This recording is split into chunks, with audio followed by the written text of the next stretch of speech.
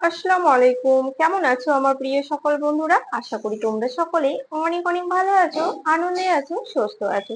আলহামদুলিল্লাহ আমি অনেক ভালো আছি। আমার সকল বন্ধুদের জন্য রইল অসংখ্য ধন্যবাদ, অনেক অনেক ভালোবাসা ও শুভকামনা।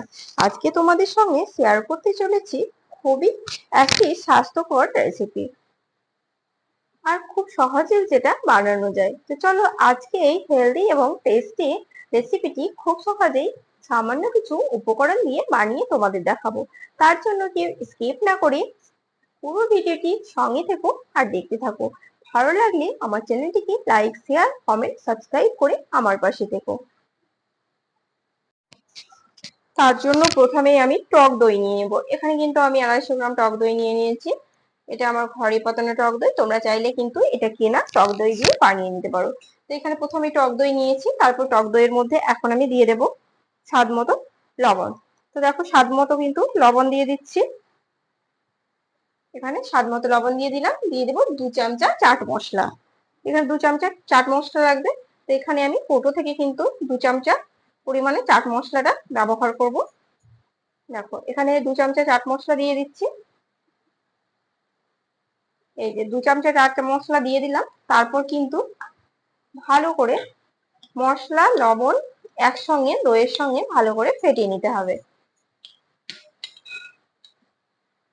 দই কিন্তু চামচের সাহায্যে এভাবে ফেটে নিলে খুব তাড়াতাড়ি মিশে যায়। এটাকে মিক্সি ব্লেন্ডারে ফেটানোর কোনো দরকার নেই, এভাবে চামচা দিয়ে ঘোরালেই কিন্তু সুন্দরভাবে দইটা ফেটানো হয়ে যাবে। দইটা ভালোভাবে ফেটিয়ে নিলাম। তারপর দিয়ে দেব গাজর। এখানে আমি কোরানো গাজর নিয়েছি, দেখতেই পাচ্ছ গ্রেট করা গাজর নিয়েছি। গাজরটাকে দইয়ের মধ্যে দিয়ে দিচ্ছি। তো আমি দিয়ে দিলাম গাজর দইয়ের মধ্যে। তারপর কিন্তু এটাকে ভালোভাবে মিশিয়ে নিতে হবে। দইয়ের সঙ্গে গাজরটাকে মিশিয়ে নিলাম।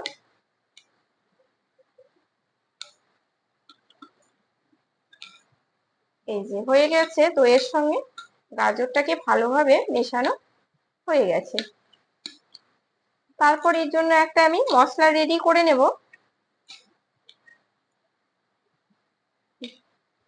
যেটাতে আরো সুন্দর টেস্ট আসবে আর আরো সুন্দর স্মেল আসবে। তো চলো এবার রেডি করে নেব মশলা।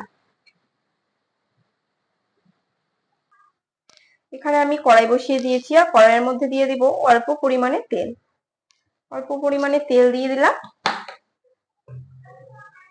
তারপর এখানে আমি দিয়ে দেব 1 চামচা সরিষা।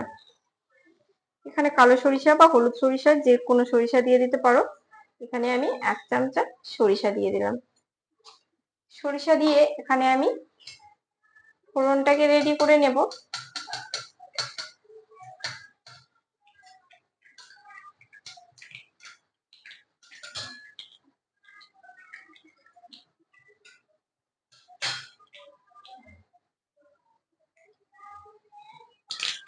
তো সরিষা দিয়ে দিলাম, তারপর দিয়ে দিচ্ছি 1 চামচা গোটা জিরে। তারপর দেখো আমি এখানে দিয়ে দিচ্ছি কারি পাতা। এটা একদমই সতেজ কারি পাতা। তো দিয়ে দিলাম কারি পাতা। তারপর ফোড়নটাকে রেডি করে নেব, তাতে করে খুব সুন্দর একটা সুগন্ধ বেরিয়ে আসবে। তো ফোড়নটা দেওয়াতে কিন্তু খুব সুন্দর সুগন্ধ অলরেডি বেরিয়েও গেছে। তারপর এর মধ্যে দিয়ে দিচ্ছি আমি 2টো কাঁচা লঙ্কা কুচি। 2টো কাঁচা লঙ্কা কুচি দিয়ে দিলাম। তারপর আরো একটু আমি নেড়ে চেড়ে নেব, যেন কাঁচা লঙ্কা থেকে সুন্দর একটা সুগন্ধ বেরিয়ে আসে।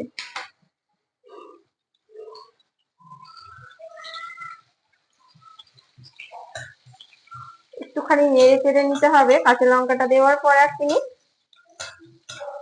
ফোড়নটা কিন্তু বেশি পোড়ালে হবে না, নইলে কিন্তু সুগন্ধটাও খারাপ হয়ে যাবে আর টেস্টটাও কিন্তু নষ্ট হয়ে যাবে। তো দেখো লঙ্কাগুলো দেওয়ার পর একটুখানি আমি নেড়ে চেড়ে নিলাম সামান্য। তারপর কিন্তু এটাকে আমি নামিয়ে নেব। তো ফোড়নটা রেডি হয়ে গেছে।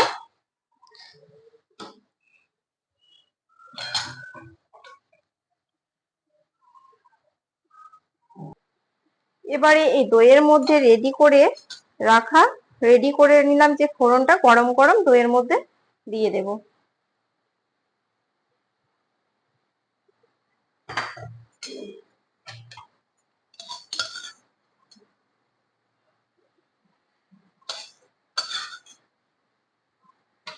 সব ফোড়নটা গরম গরম দইয়ের মধ্যে দিয়ে দিলাম, তারপর কিন্তু ভালোভাবে এটাকে মিশিয়ে নেব।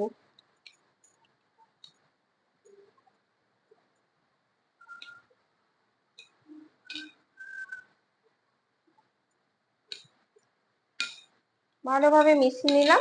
আলহামদুলিল্লাহ, রেডি হয়ে গেল আমার স্বাস্থ্যকর একেবারে গাজরের রায়তা রেসিপি। তো তোমরা চাইলে অবশ্যই একবার এ ধরনের গাজরের রায়তা রেসিপি ট্রাই করে দেখতে পারো। এটা কিন্তু বিরিয়ানি, পোলাও, ফ্রাইড রাইস, সাদা ভাত সবকিছুর সঙ্গে ভীষণ ভালো লাগে। আমি বলবো অবশ্যই একবার ট্রাই করে দেখো, ভীষণ ভালো লাগবে। আমার আজকের রেসিপিটি কেমন লাগলো তোমরা কিন্তু কমেন্ট বক্সে অবশ্যই জানাতে ভুলো না। আর ভালো লাগলে আমার চ্যানেলটিতে ছোট্ট একটি লাইক, শেয়ার, কমেন্ট ও সাবস্ক্রাইব করে আমার পাশে থেকো। সবাই অনেক অনেক ভালো থেকো, সুস্থ থেকো। দেখা হচ্ছে তোমাদের সঙ্গে নেক্সট ভিডিওতে। আল্লাহ হাফেজ।